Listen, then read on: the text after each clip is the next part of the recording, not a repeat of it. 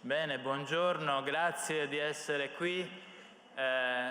L'occasione speciale di ascoltare una lezione di Evgeny Morozov.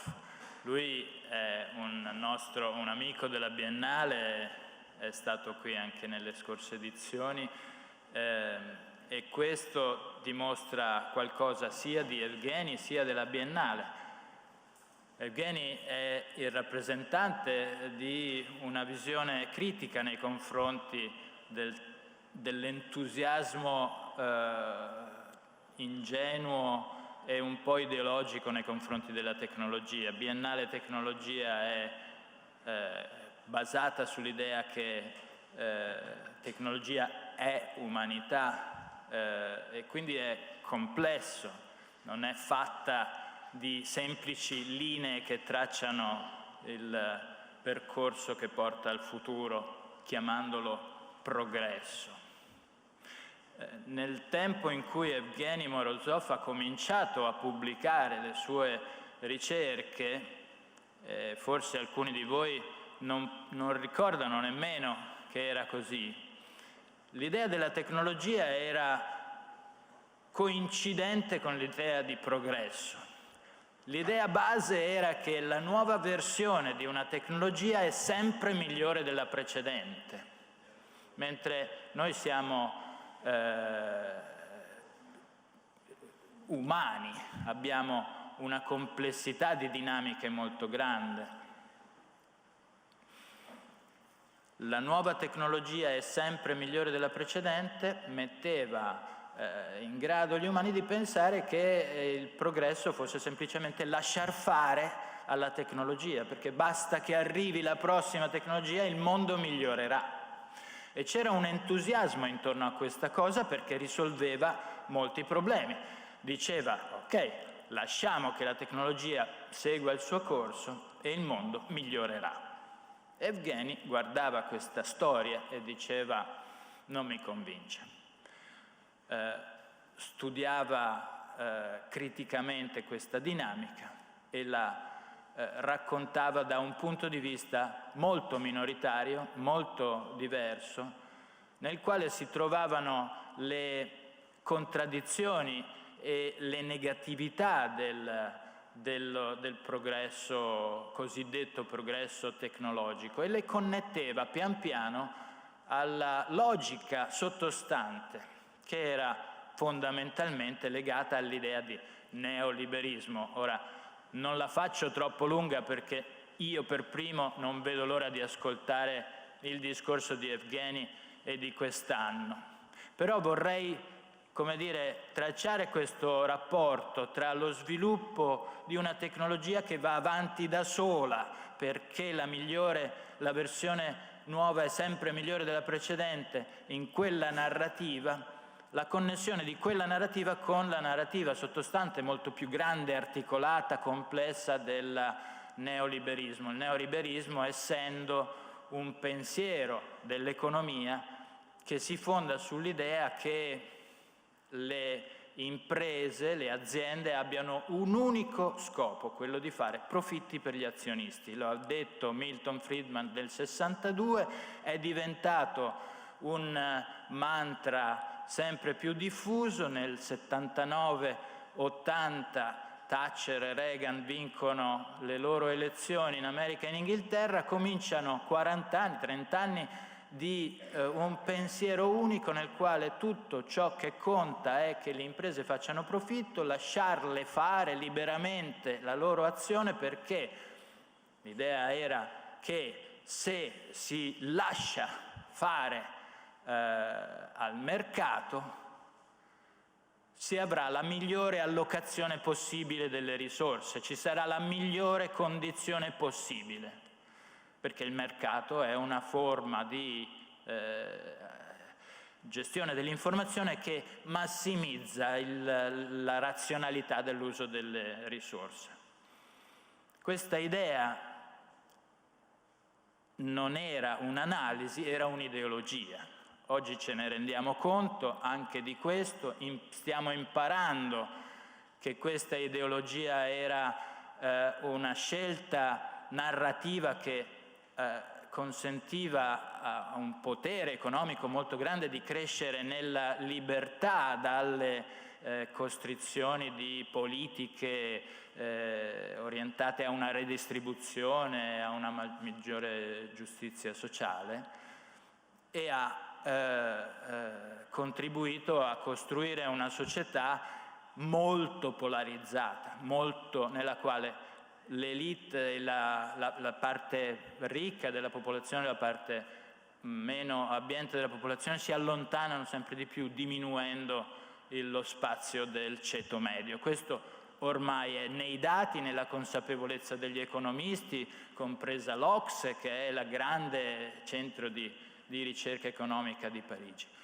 Quindi tutto quello che è successo è totalmente criticabile. Evgeny Morozov lo ha fatto, lo ha connesso alla storia della tecnologia, ha visto in anticipo rispetto a tutti noi il dipanarsi di questa ideologia che diventava potere e ci ha aiutato a leggerla criticamente, e come sapete ogni innovazione culturale ha bisogno prima di tutto di critica. Adesso che tutti sono consapevoli del lato critico della tecnologia, e non la sto a fare lunga, ma guardate il dibattito sulla tecnologia e vedrete quanto è articolato e critico oggi, adesso che tutti sono andati, o molti sono andati in quella direzione, Evgeny sta cominciando a costruire, e oggi avremo una finestra sul pensiero di Evgeny Morozov, che dalla critica comincia a suggerire delle strade che ci possano incoraggiare a costruire una società più consapevole, ma anche migliore. Evgeny Morozov.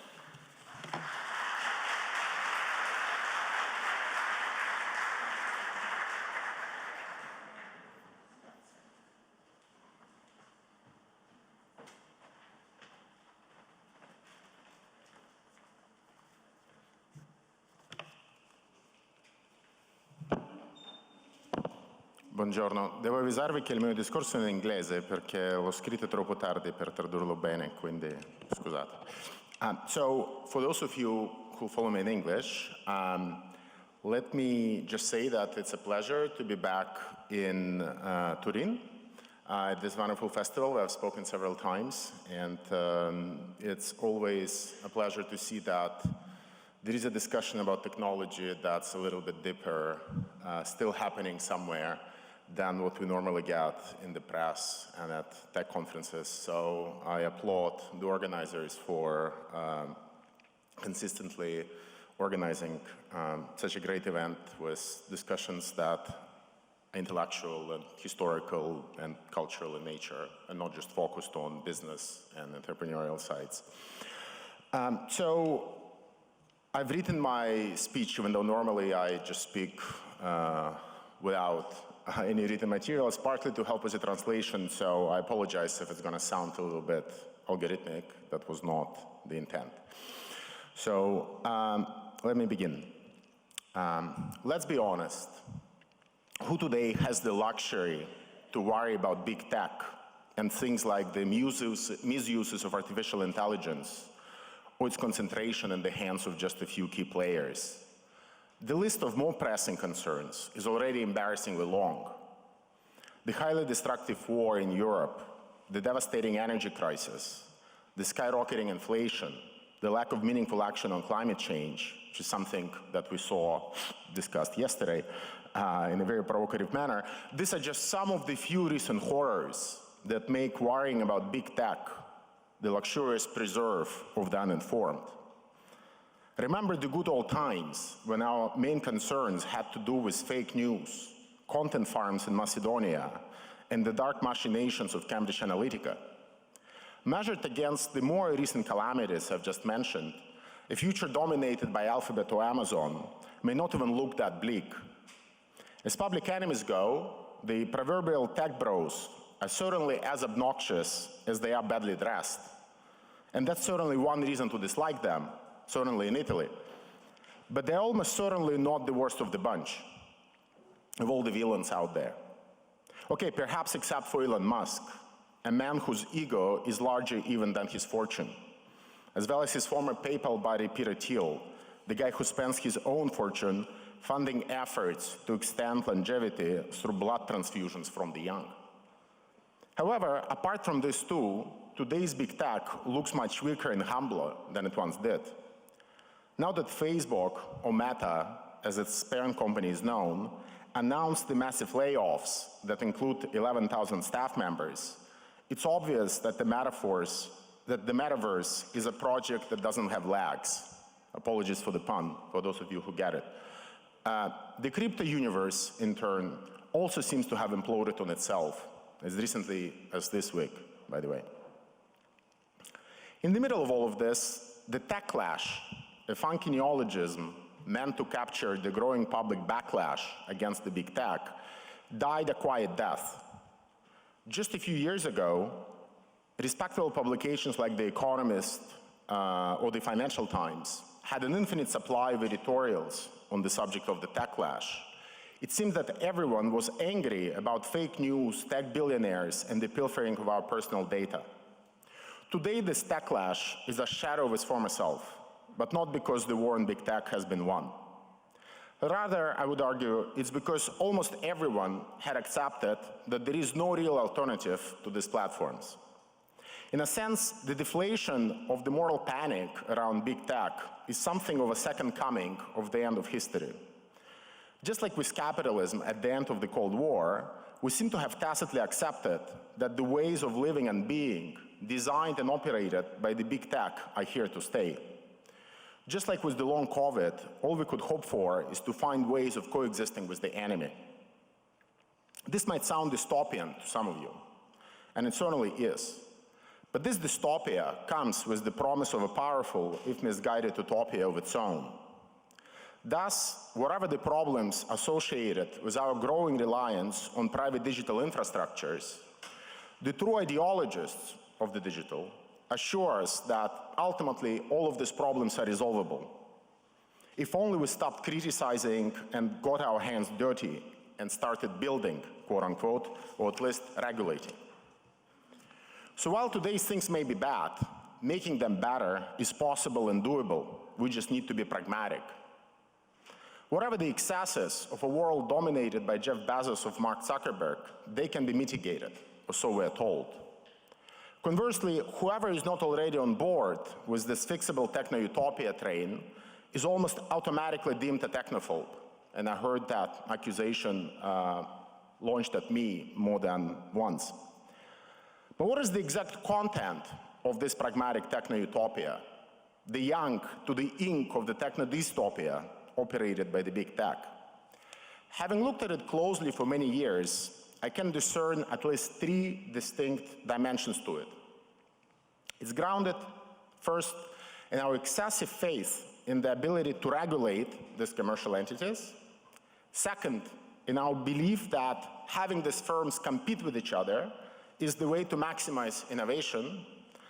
And third, and finally, in our unreasonable expectation that technology platforms are the ideal vehicles for the perverse form of business-friendly humanitarianism that in my earlier work I dubbed solutionism.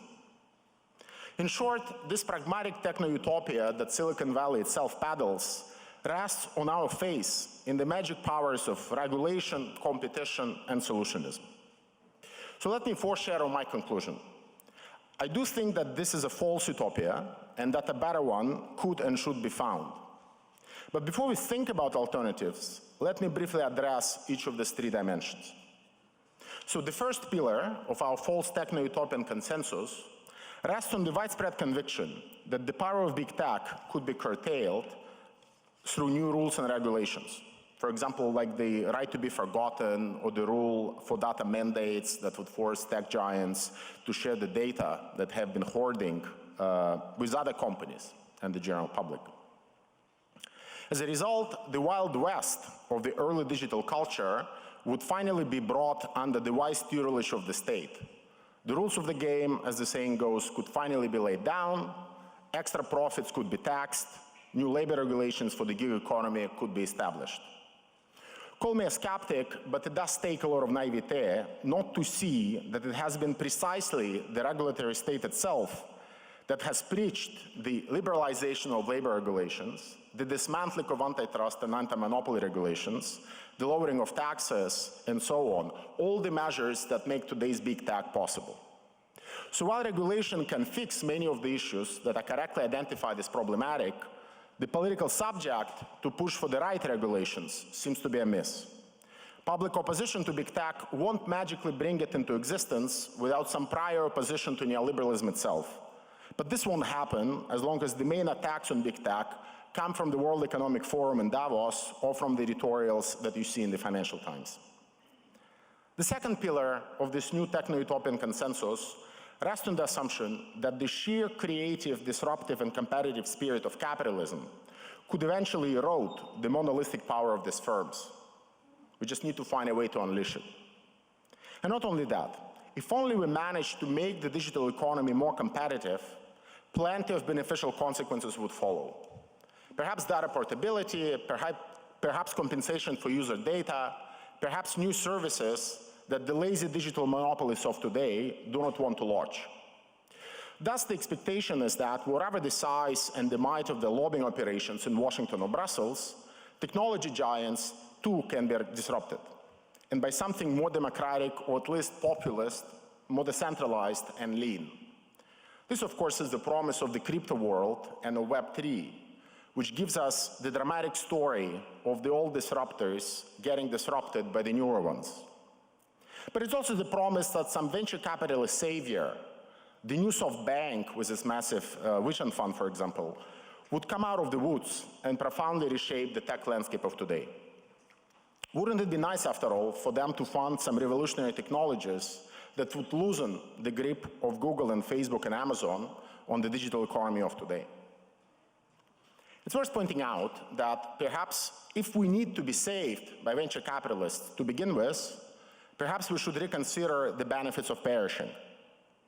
This phase in competition rests on quite a bit of wishful thinking. The main players of the so-called big tech have so much free cash in their coffers that they can actually afford, as they frequently do, to simply buy up all of the existing competitors, along perhaps with the venture capitalists that fund them. Think once again about the metaverse and its missing legs. Another quick digression. Perhaps we ought to reflect on whether competition is really as great as everyone says.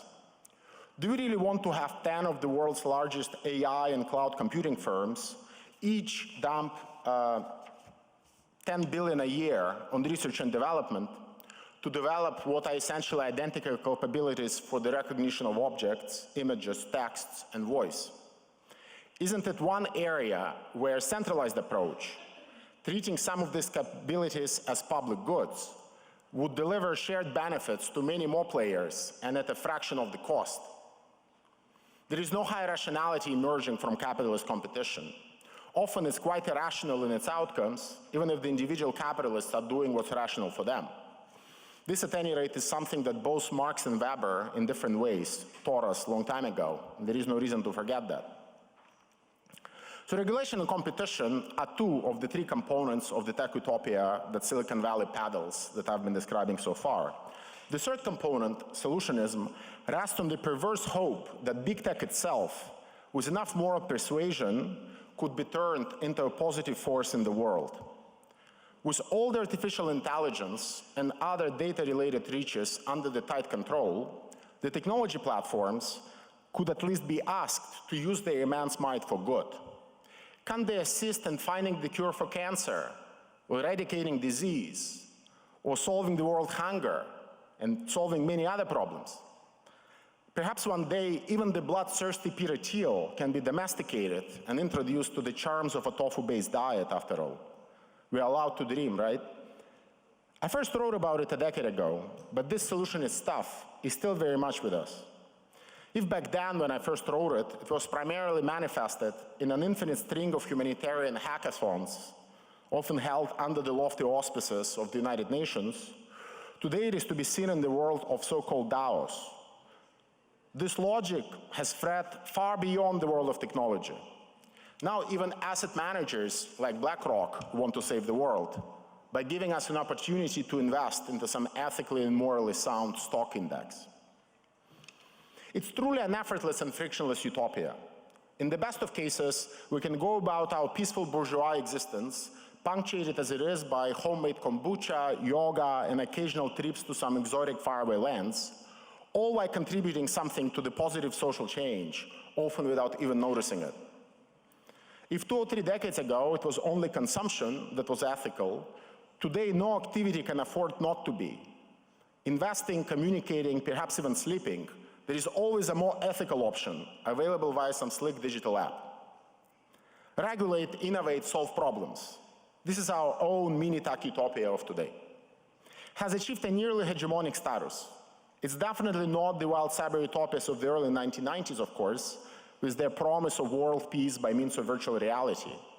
No one talks about virtual sex anymore, an interesting indication of just how much our initial ambitions have shrunk. However, today's techno-utopia is far more pragmatic and not only grounded in actual, not virtual reality, but proud of it, hoping to design some algorithmic protocol that would cleverly allow to offset carbon emissions by means of the blockchain or something similar. This hegemonic aspect of the pragmatic techno-utopia that I've been outlining is important because it unites the old big tech of Facebook and Amazon and Google with the Web3 crypto universe of new and smaller startups. With the exception of a few libertarians, all of them buy into the same package of regulation, competition, solutionism.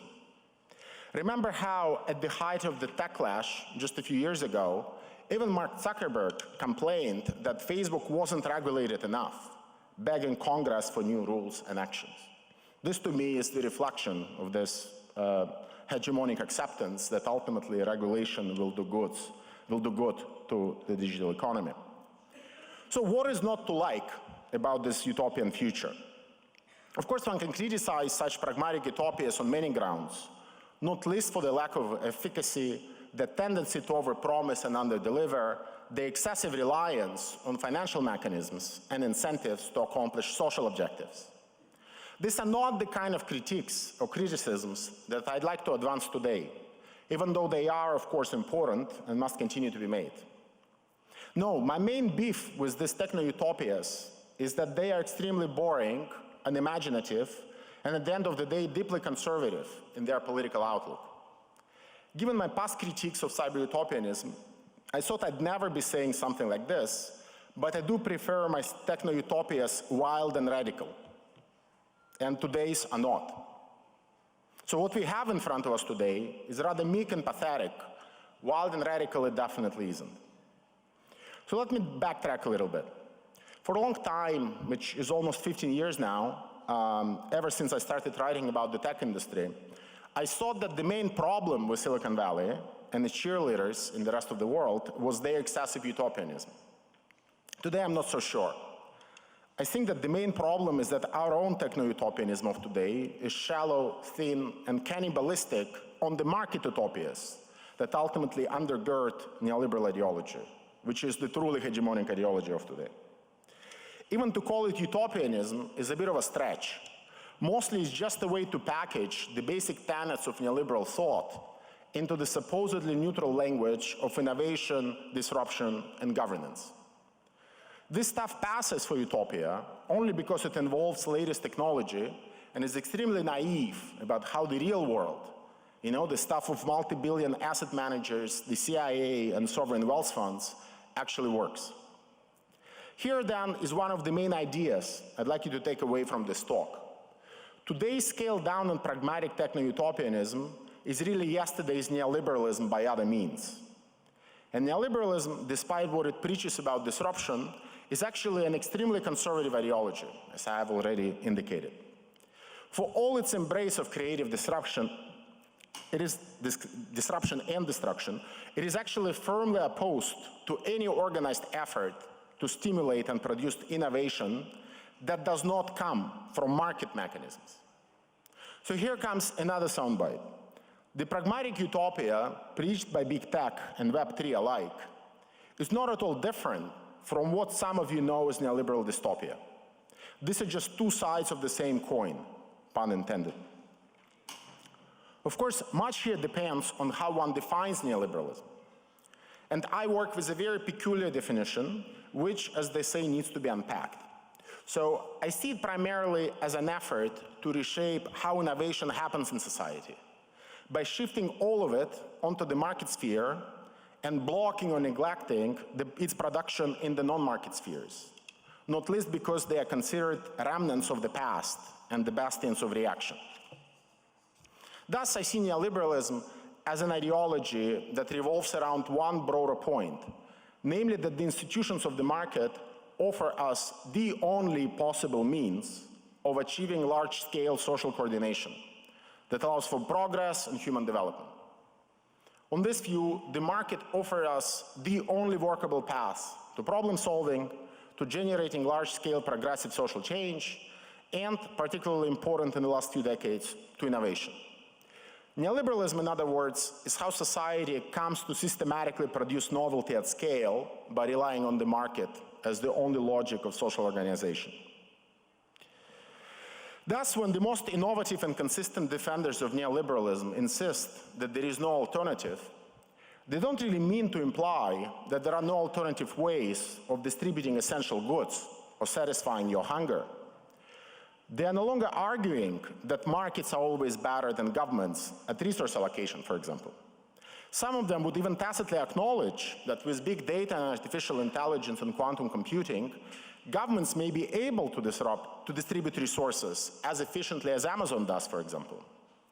So people preaching the virtues of fully automated luxury communism, for example, and related digital socialist utopias, where Walmart and Amazon offer us a template for the new planned economy of some kind, are fighting mostly futile rhetorical battles. I'm convinced that the most progressive, so to say, strands of the neoliberal thought would happily concede and acknowledge that.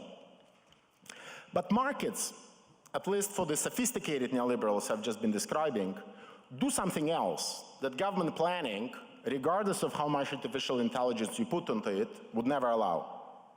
They allow the civilization to move forward, to express its creativity, to develop new practices and techniques and institutions. Essentially, they are the means of bringing in novelty into the world, and doing so at scale and consistently. And who amongst us is against novelty? Who amongst us has a better institutional program for doing it outside of the market?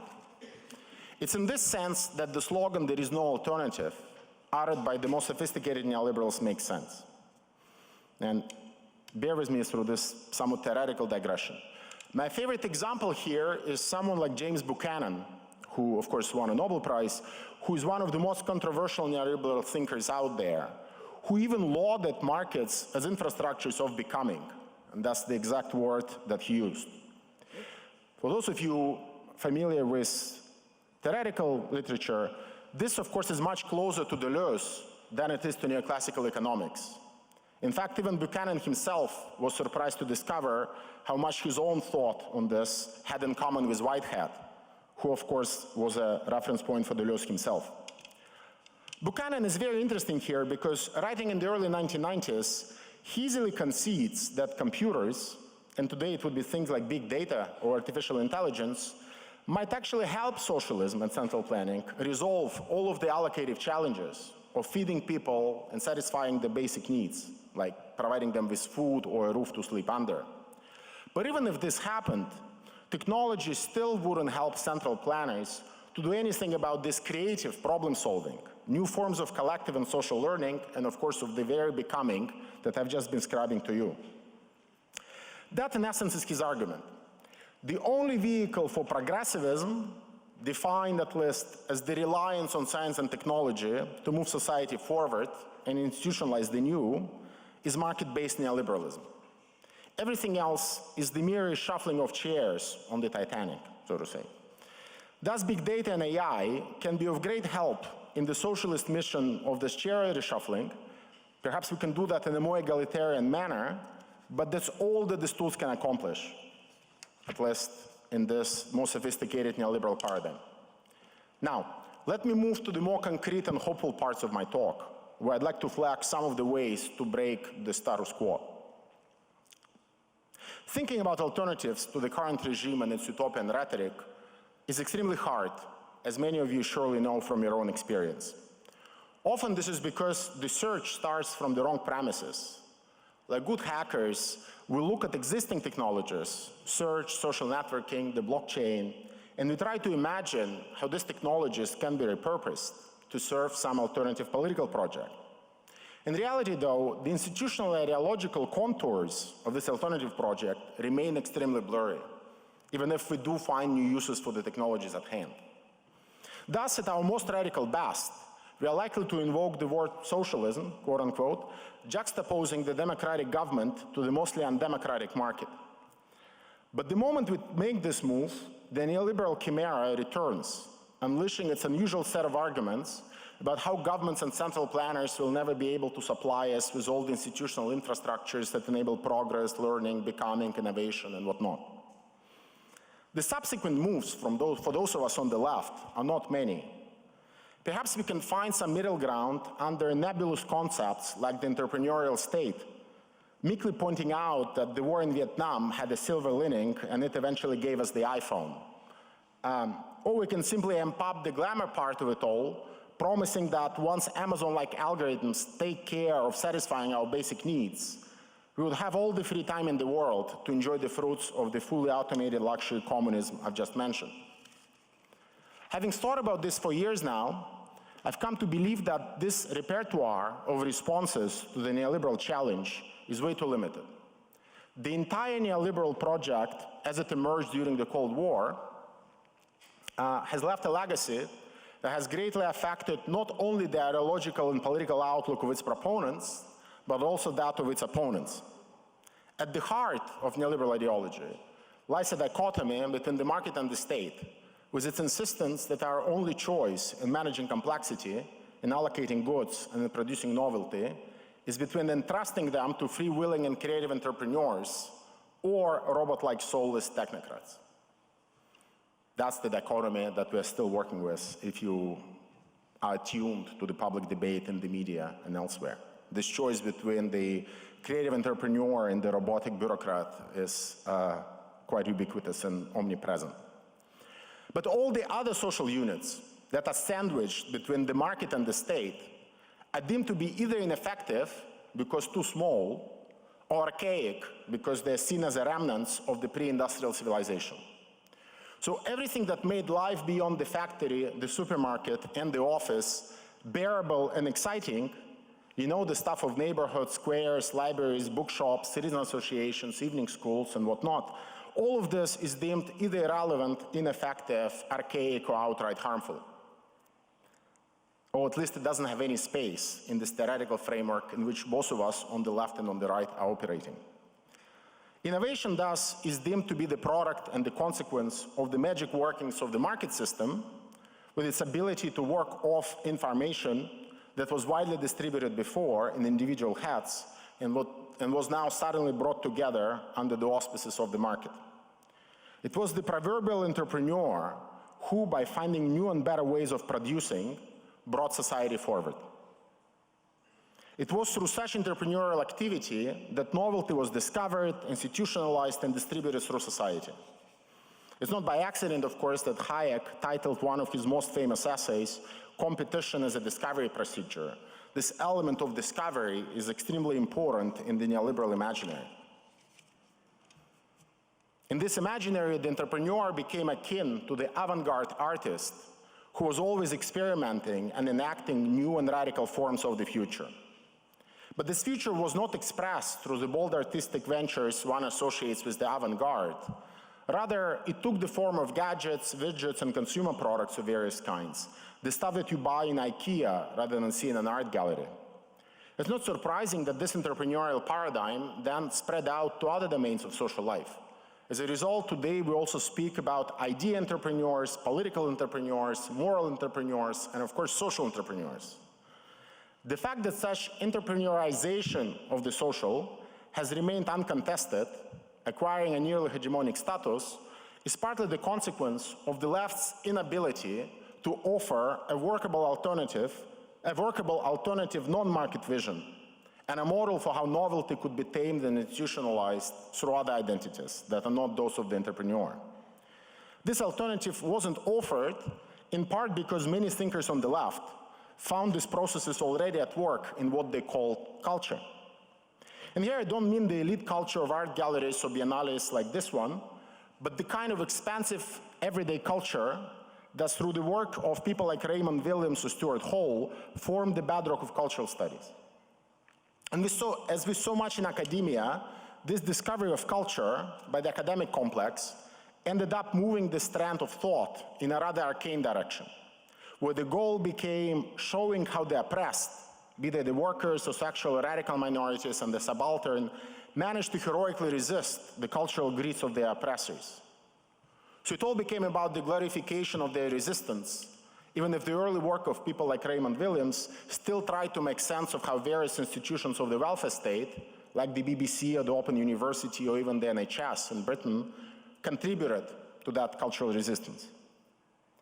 The institutional landscape that made such acts of resistance potent was not of much interest to the academics and theorists that followed. Rather, they looked to language, not institutions, for analytical insights. By and large, theirs became a story of us living in the best of all possible worlds already, at least if only we practiced enough psychogeography and the reef in the hopes of turning our everyday life into a battlefield against oppression. This is where the pragmatism of neoliberal thinkers proved far more superior. They left it to the likes of Ayn Rand, celebrated, of course, by Peter Thiel, to celebrate the heroic acts of resistance of individual entrepreneurs against the stale mass civilization of bureaucracy and government. Instead, these neoliberal thinkers employed their imagination and political clout to enact this sort of institutional environment, think of the World Trade Organization or even parts of the European Commission, at least the pro-competition rules that it emits, that would, I'll bet, that would help in the flourishing of entrepreneurs and entrepreneurial mentality. The systematic production of entrepreneurial subjects was anything but laissez-faire. It was a well-organized and well-funded effort. The neoliberals were thinking not just institutionally, but also infrastructurally. In a world dominated by Google and Amazon, not to mention Instagram and TikTok, and potentially even their crypto adversaries, what other choice do we have but to turn ourselves into entrepreneurs of some kind? So here's a hint for what one of the first building blocks of our wild leftist techno-utopia might look like. We need more structures of support, and here I mean structures that are technological, political, and economic, for the production of actors and practices that are pro-innovation, but not necessarily pro-entrepreneurship. In other words, we need to de-entrepreneurize the social, cleansing it of the idea that entrepreneurship and associated practices are the best conceptual container for social institutional innovation. This would almost certainly entail the rediscovery of the idea that there is far more novelty and innovation in culture, conceived once again in the expansive sense that someone like Raymond Williams gave to it, than in the so-called economy, which has always been the favorite domain of neoliberalism. Here's the second point I'd like you to take home today. The major goal of a post-capitalist or non-capitalist project should not be to beat neoliberals at the economy, as the previous projects, for example, in the Soviet Union or China, tried to do. Rather, it should be to show that as far as the Hayekian discovery procedures go, the learning and innovation pipeline offered to us by capitalist competition is relatively weak, costly, and actually often infertile. The reason why neoliberals manage to convince everyone that competition and hence markets are the only game in town is because they have always juxtaposed them to bureaucracy and government planning, as I have already mentioned. But the real opposite pole to competition and economy is not government and bureaucracy, it's society and culture. How does it all relate to technology, you might be wondering? Well, our task should be to figure out how to build institutions and infrastructures that would allow to turn the creative spirit at the heart of our culture, in this non-elitist and expansive definition I've given you, into a new source of value and social reproduction. To some extent, that's what the cultural studies missed back in the 1970s. Our everyday life is pregnant not only with opportunities for resistance, but also with opportunities for innovation and social reproduction that are not inferior and often actually superior to those that one finds in the so-called economy. What follows from this rather abstract framing is that today's neoliberal techno-capitalism doesn't offer us the only framework for systematically producing innovation. It might seem a banal and trivial point to make, but I would argue it isn't. There hardly passes a day when we, the ordinary citizens, don't discover a better or clever way of doing things that society takes for granted. Cooking a dish, cleaning up our apartments, learning a foreign language, fixing a broken chair. By nature, we're active beings who thrive on encountering and creatively circumventing unforeseen challenges. In the process of solving these micro-problems, we experience a sense of triumph and mastery. If we're lucky, we might even stumble upon an ingenious way to improve some basic, seemingly internal process that, in retrospect, does appear to take far too much energy and time. But what happens afterwards? Under current conditions, most likely, we merely keep using that method that we've discovered to improve our own lives, creating little private utopias for ourselves.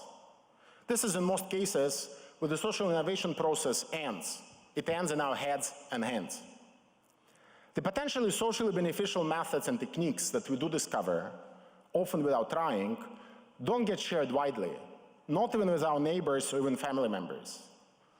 There's not been a greater waste of intelligence that we have observed in recent history. We can do so much, but we're actually doing so little.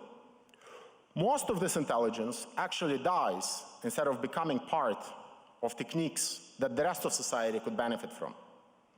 No amount of artificial intelligence or cloud computing could compensate for that. Our entire political economic system is structurally biased against such elicitations of intelligence, unless, of course, it's done via the mechanism of the market. Thus, most of the small discoveries that we do make on a daily basis simply die a quiet death. Why so? Well, the barriers to the effective communication and social institutionalization of such discoveries on a global scale are simply too high. That's why most of us don't even bother sharing these discoveries with others. We might write a tweet or post a photo, but that's where such communication usually ends. And this is so for a reason. As I've already said, our social systems are simply not configured to maximize social innovations that are produced, or in many cases merely unearthed, by its members. As a result, the only available path for scaling up and universalizing such discoveries is to commercialize them via the market. This can undoubtedly produce some of the desired outcomes, leveraging the capitalist quest for profitability in order to make the most obscure and unthinkable products widely accessible in the most remote areas of the globe. Such a commercialization, however, also imposes a certain institutional straitjacket on the innovators. And here I'm talking about most young people who discover something new and interesting, having no other choice but to form a startup and seek venture capital funding to actually realize their idea, so to bring it to a level that's far less abstract that I've described in my written document. As a result, this push to commercialize via the market and by forming startups and seeking venture capital funding forces these innovators to become mere startups that are working off a business model. No matter how unsustainable, disruptive, and inappropriate this business model might be for the task at hand. So this is the trade-off. What, at least under the current system, what one gains in reach and universality, one is likely to lose in terms of one's flexibility when it comes to alternative forms of social organization. So it's not by accident that a lot of the startups have no choice but to start monetizing user data and engage in all sorts of dubious practices, because it's what they need in order to make their payroll and to pay their bills, right? This is the system that essentially they enter. So how does this dynamic work in practice? Suppose that in your everyday life, you have found some clever way of studying and memorizing words in a foreign language, to give you a very practical example. If you think that your solution is truly revolutionary and it will be embraced by thousands or even millions of people, Of course, you are unlikely to keep it to yourself, using it merely to study all the languages in the world yourself. No, it's far more likely that you will indeed try to scale it up, and there is only a path to doing it in today's world. You're most likely to do it by commercializing your invention and by raising capital, that I've already described to you. You will less spend time and effort trying to convince others to invest into a new venture, so that the initial innovation could go from being a mere prototype to becoming an missable mass product, and a usable mass product as well. Of course, it's possible that the stars do align in your favor, and a successful product would in fact be launched as a result of your discoveries. You will, however, probably have to repay the initial funds that you raised. This would impose a certain business model, as I already mentioned, which will most likely be built around subscriptions or some combination of data extraction from your users or the subsequent generation of advertising revenue based on that data. This will turn this new and revolutionary technique for studying languages that you've developed into a mere commodity, while also turning you into a corporation. There is nothing new under the sun here, of course. This is how such commercialization of invention has always worked under capitalism. This is also why the well-known defenders of capitalism, like Friedrich Hayek that I already mentioned, identified the so-called cash nexus as a vehicle of progress for humanity as a whole. Whatever the local costs for some, be it inequality or unfairness of some outcomes, the total benefits of imposing economic relations on what were previously non-commercial contexts and processes are always greater, or so at least Hayek tries to convince us. And they are greater not only in terms of lowering the cost of production, while equipping humanity with new knowledge and capabilities for action, but also on many other fronts. So I'll be wrapping up soon, so I'll have to cut a few paragraphs, so bear with me. So what does digitization change in this regard? I'd argue quite a few things. First of all, so many of our actions have suddenly become observable. Thanks to sensors and other types of smart systems that are now ubiquitous in so many spaces around us, most of what we do is recorded.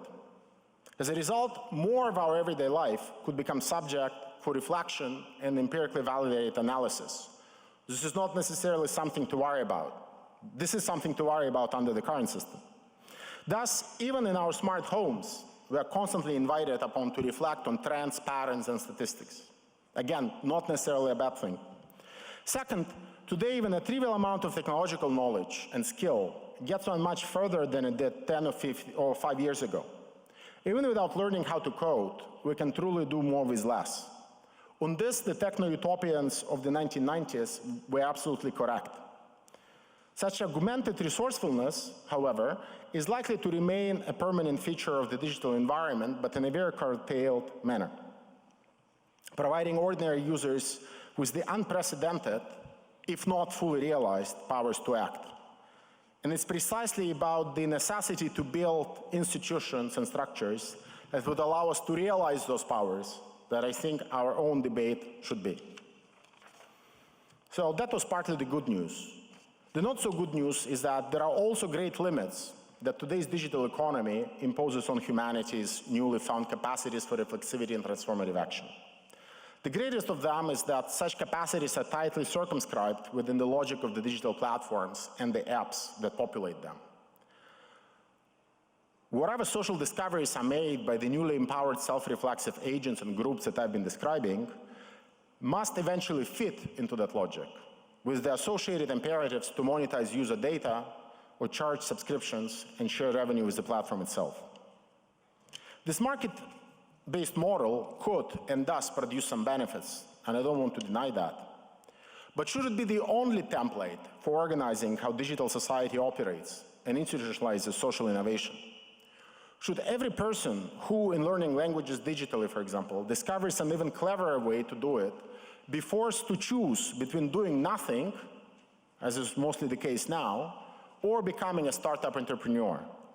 Doesn't this one-size-fits-all solution eventually come to restrain the institutional repertoires that are available for problem solving?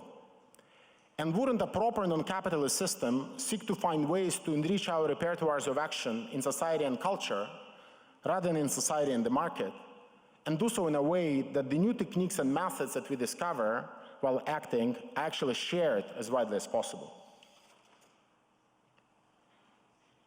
In conclusion, let me emphasize the key point that I would like you to take home today. We must choose our utopias carefully. Today's technologies are extremely powerful, and we need to make sure that we dream big. We can, of course, end up with something pragmatic and end up with a world where we do secure the current model that already exists, hoping that with regulation, competition, and a heavy dose of solutionism, we would be able to make big tech bearable. This, however, would be to betray the truly radical potential that many digital technologies do offer, without even trying to understand where early generations of utopians, some of them socialist and some of them not, made mistakes.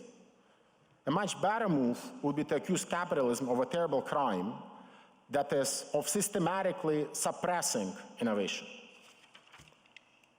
Living under capitalism, we are constantly punching below our weight as a species, and we cannot go on like this forever, because due to climate change, we would suffer dearly for it. To some extent, this charge of suppressing innovation was also the charge that Marx waged at the capitalist system. But if Marx, with his positivist or somewhat positivist outlook, still thought that the way forward was to centrally plan everything and act rationally, a less positivist socialism of today or tomorrow would probably want to simply create spaces, institutions, and infrastructures where novelty and innovation could flourish in the non-market conditions. This, to me, seems to be the content of a truly radical post- or non-capitalism. And in this utopia, digital technologies do have a big role to play. Thank you very much.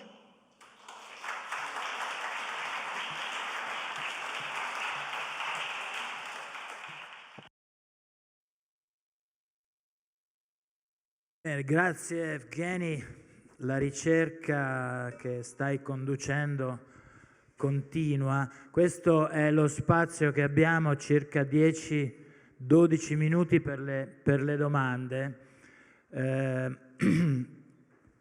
e mi sto chiedendo se voi volete segnalarmi la vostra intenzione di partecipare a questa parte dell'evento, del nostro incontro con Evgeny Morozov. Lo so che la prima domanda è sempre la più difficile, quindi vi consiglio di passare alla seconda, ed eccola qua, di Helga Novotny.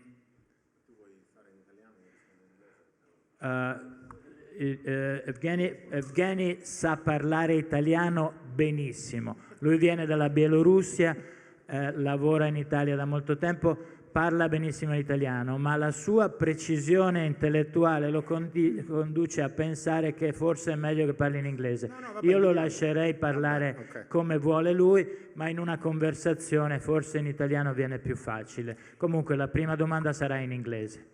Thank you. I'm wondering whether you would agree that we need to speak much more about social innovation instead of only focusing on technological innovation. Because this is the dominant discourse when you speak about innovation. Whoever uses the word has in mind what you described, the commercialization, the kind of business models, etc. While we know how important social innovations are, in real life, if you have a technological innovation, let's say in a hospital, you have a new fantastic diagnostic technology, unless you reorganize the day-to-day work in the hospital, including the hierarchy of knowledge and expertise, you will not get very far. And this is completely undervalued. It's taken for granted. So I think in order to support your project and the outline of this different kind of utopia, it would be important to make this much more, make people aware we are doing social innovations, and this would be one way of, creating the kind of space that you advocate. Sure. Well, thank you for this question. I can surely engage with that. So personally, I would not make the difference between technological and social innovation for the simple reason that I think it's a very contentious terrain to decide what is social and what is technological. The distinction I would make would be between market innovation and non-market innovation. If you want to call the non-market innovation social, that's fine by me, but it then presents market innovation as asocial, which I also can't accept because markets are embedded in society and rest on all sorts of contributions that are non-economic in nature. So for me, the right dichotomy, in some sense, would be market innovation versus non-market innovation. And from there, you can then build all sorts of distinctions because ultimately, a lot of market innovation is both social and technological in character, but so is a lot of non-market innovation. But clearly, a hospital that is funded through tax money and public funds innovates for different objectives than a hospital that is focusing on the bottom line and profitability because it has to operate on the market. And the rhythm and the tempo in which this innovation happens, I think largely is determined by whether it's profit-oriented and outlook or not, right? And that, I think, is what determines the shape and the direction and the nature of innovation in question.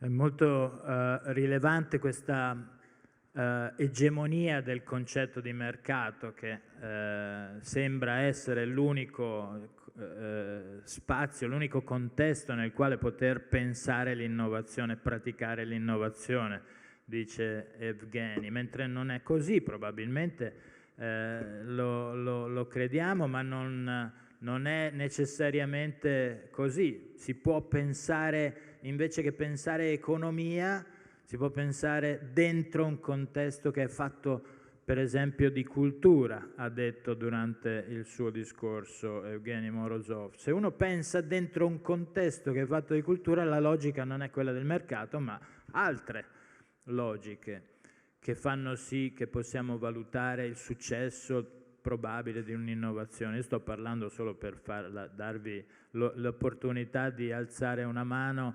e intervenire. Là in fondo, per piacere.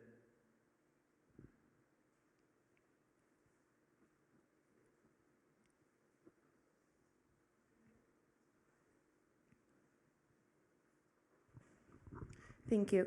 I will actually ask the question in English, if that's all right with you.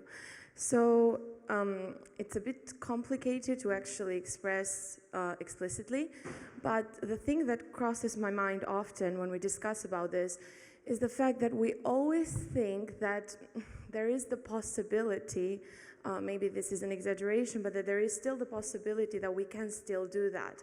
Because I don't think really that's the case. I mean, I can only speak about artificial intelligence, wise, not about cultural sort of innovation.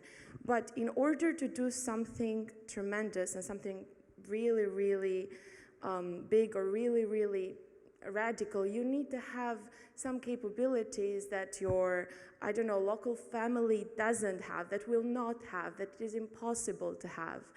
And you cannot, in a sense, I wouldn't want to use the word compete, but you cannot create some innovation that can profoundly change our life and so on and so forth, unfortunately, out of the scope of the people that hold all the data that they have collected in one way or another and all these capabilities. And the thing is that also one thing to bear in mind that while that is unfortunate, and I do not see how we can find another way around that, because you need that information, you need those capabilities to do something towards AI that is truly profound. It's impossible otherwise. Also, another thing to bear in mind is that while we're doing that, so let's say there is a bunch of people in that direction trying to find another way to do that without necessarily being the next Facebook or being the next, I don't know, whoever, we also have to think that there are also other countries in the world that are not interested at all in this question. And they will not stop just because all of a sudden, let's say, people in democratic countries, predominantly in the West, determine that, oh, wait, we don't like this, we want to do better. They will not stop. So there is a sense of competition there as well. I mean, there is a lot of pressure to be taken into account as to how things may unfold that, unfortunately, even if you would assume, or there would be some groups that would assume to make some other use or try to come up with some other use of artificial intelligence, there is a lot of pressure going around, unless it's global, which is difficult to imagine. Thank you very much. Well, it was a lot. I can give another talk for an hour. Yeah. No, there was a part about artificial intelligence that I had to skip due to time limits. I mean, look, much depends on how we want to define the very debate about artificial intelligence. We can, of course, narrow it to the definitions and frameworks that are supplied to us by institutions like Stanford or MIT, where the debate is extremely technical and it's mostly about the right path to teach a machine to recognize objects in a photo. I think to reduce this debate to that dimension would be extremely politically, ideologically, and culturally limiting and damaging. You know, I'm reminded of a quote of something that Einstein said a while ago when he defined, he said that, you know, a true mark of intelligence is not knowledge but imagination. Right? And I think if this is the mark of intelligence, then it should also be the mark of artificial intelligence in some sense.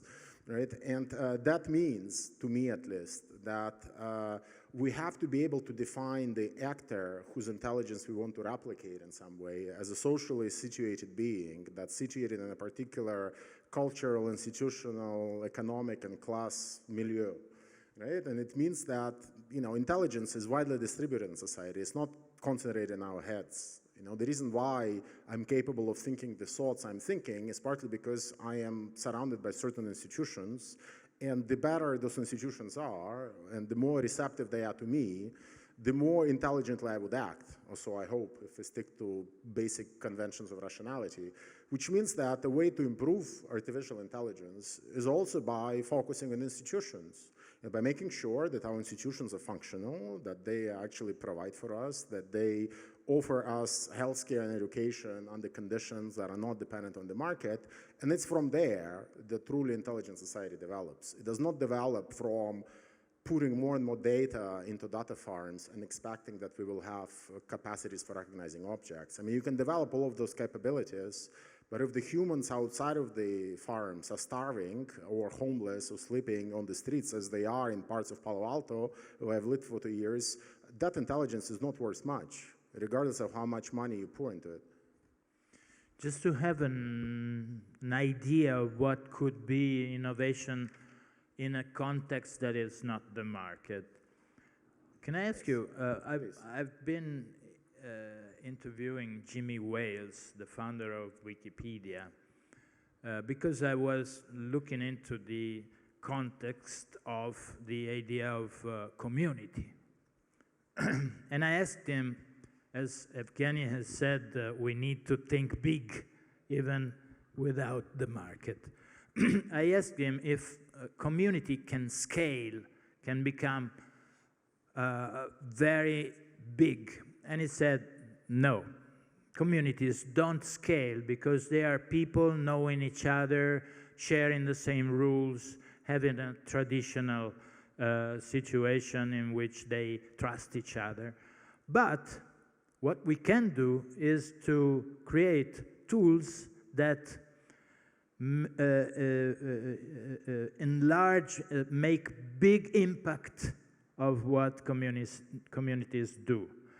So in a way, Wikipedia is a sort of tool that creates a big impact of the activity of a community of encyclopedists that do something for the public good. Well, I have a lot to say here. I do think Jimmy Wales is ultimately libertarian, and he's always been one, and he remains one. And there is a certain fetishism that he expresses for technology and community as a response to problems that could be solved differently. For me, the answer is not to scale up the community of Wikipedia, which exists on donations that Google and Firefox and others, Mozilla, throw at them.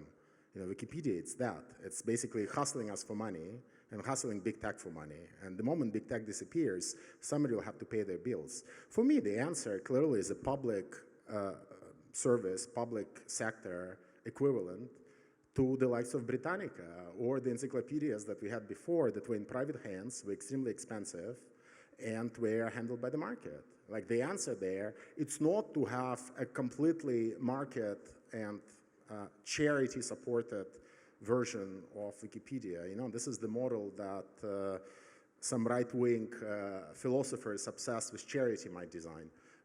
No, like Sloterdijk, for example. No, I would like to have a system where, as long as we keep our taxation system in place, knowledge is funded publicly, there are people whose mission it is to curate and produce knowledge, and whose job it is and who are paid for it. And to me, this is a much better system. It doesn't mean that we should be ignoring contributions from the bottom up and all the things that I've mentioned, but I think we have to be able to distinguish between highly ambitious projects, of which knowledge creation should be one, which should be funded in a centralized manner, and kind of more decentralized, edgy projects that are about new emerging cultural practices, which you can fund in a decentralized manner. Because the last thing I want to do is to be funding space missions the way we are funding Wikipedia. Right. Well, se volete provare l'ebbrezza di sentire Evgeny in italiano, fategli una domanda in italiano, se no continuate come volete in inglese. Prego. C'è qui una domanda? Là. Cerchiamo di fare domande brevi, per favore, perché ormai stiamo uscendo dal tempo. 1, 2 e 3 là in fondo. Le raccogliamo tutte insieme così? Ok. Mi sentite? Sì. La mia domanda è brevissima. Non dovremmo, cioè, cosa significa innovazione? Non dovremmo partire dal ripensare il concetto di innovazione per poter poi disancorarlo al concetto di mercato? Ok, grazie. Raccogliamole tutte e tre così Evgeny risponde a tutte, perché poi dovremo lasciare la sala. Come sapete c'è un tema di sicurezza, la prossima comincia alle 11:30, ma dobbiamo prima uscire tutti e poi rientrare. Okay, thank you for the talk. Yeah, my question is regards the cybersecurity. So to impulse the social innovation, using open source materials, databases, open tools, for example, there exists this cybersecurity constraint. So how can we reach the true artificial intelligence in a secure way using certified tools, for example? Qui davanti c'era...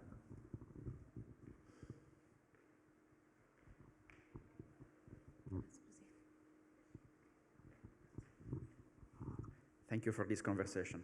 Quick one. There's a rising wave, especially in the philanthropic and nonprofit world, of initiatives for secondary use of privately held data for the public interest. Mm-hmm. What do you think about that, how that plugs into your vision? Yes, okay.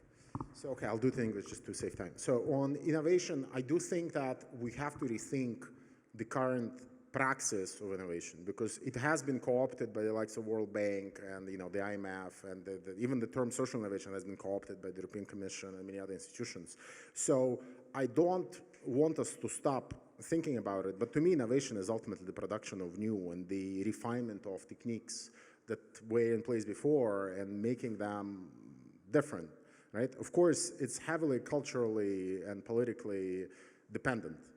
That's something that's more efficient and faster for me is ultimately destructive to somebody else. And we've discovered that with the climate debate, that ultimately everything is relative, and what seems efficient is highly inefficient. So I don't want to impose any criteria, and I think if there was a problem in the traditional Marxist project, it was the idea that you can think about forces of production objectively, social needs objectively, and I'm not so sure. So it has to be in some way made more flexible and open to competing interpretations. On the question of cybersecurity, I don't really have much to add other than, from what I understand, relying on open source and free software infrastructures in no way compromises your security, and perhaps it enhances it. So in as much as we can force our public institutions not just to be using these products, but to actually be funding their refinement, maintenance, and further generation, I'll be all for it. Right? And the kind of chicken and egg problem where the reason why many of them seem unusable and unsecure is because there is not enough money flowing into them, and the only actor that should be putting a lot of money into it should be the public sector, because that would be then the way to save on the tenders with Microsofts and other companies of that kind. So on the question of public trusts and data, I mean, it fits. It fits in a sense that the last part of my talk, where I was talking about the way in which sensors, to some extent also artificial intelligence, and even parts of the smart city render life more quantifiable, but also as an extension of that, more reflectable, if that's the right word in English, or at least easier to reflect upon. I find it as a good thing, right? The way in which this capacity to reflect upon social processes and use it almost for pedagogical way, the way in which it might compromise the privacy of individuals whose data allows for all of this reflection, of course, is a debate that needs to be held. I do think that the solution you outlined, and that I know a lot of people also here in Turin have been working on, I do think it's reasonable. Ultimately, I think the blockage to the greater uptake and the scaling up of such systems, it has to do with political institutions, and particularly institutions of the state and public institutions, realizing that the ability to reflect upon trends, whether these trends have to do with epidemics, transportation, education, and so forth, even the movements of financial markets and whether people are searching more for certain things as an indication on inflationary trends, all of that does not have to be the courtesy of Google, which is the one that amassed all this information, right? So the more we can decentralize the production, the gathering, and then the subsequent use of this information by smaller units, the more we will make it easier for the public sector and for ordinary citizens to grasp that perhaps even when it comes to building epidemiological models, we would be better off with a different way of gathering data, using it, acting upon it, and modeling. And I think that's one thing that's missing from the landscape as of now. Bene, grazie Evgeny, grazie al pubblico per questo intervento e ci vediamo. Elga Novotny, che ha fatto la prima domanda, la ritroviamo proprio in questa sala domani alle 11.